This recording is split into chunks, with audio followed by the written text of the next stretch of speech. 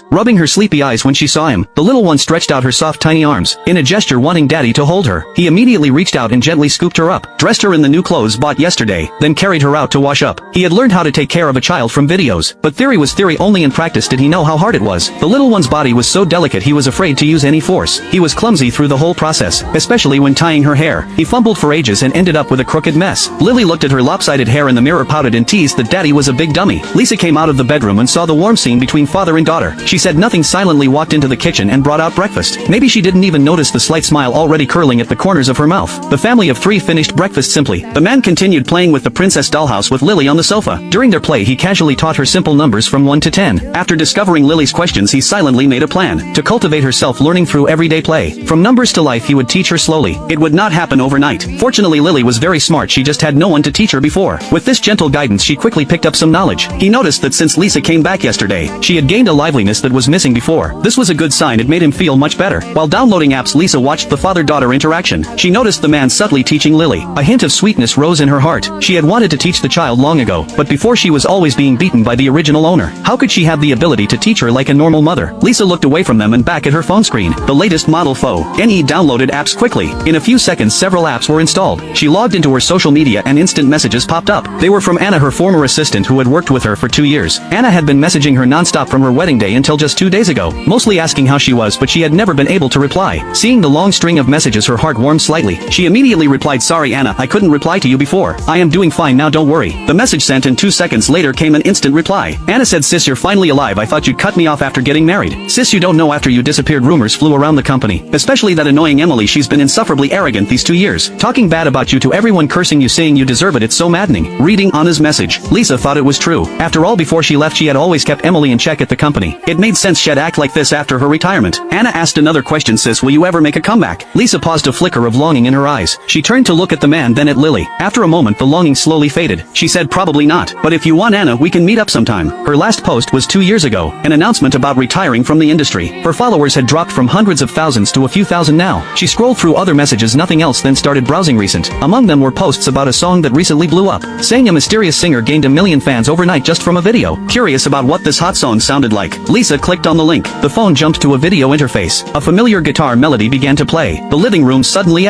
fell silent. Only the song echoed in their ears. The man looked away awkwardly. Lily blinked, her big eyes bounced over to Lisa and stared at the phone. Lisa was completely stunned. This familiar singing voice, wasn't it the same one coming from his room a couple of days ago? So that day he was recording a video. Lily was the first to speak. She pointed her little finger at the phone screen, looked up at her mother, her big eyes full of curiosity. She said, "Daddy is in the phone." Lisa gently touched the little one's head. Now she understood why the man had so much money to buy new furniture for the house.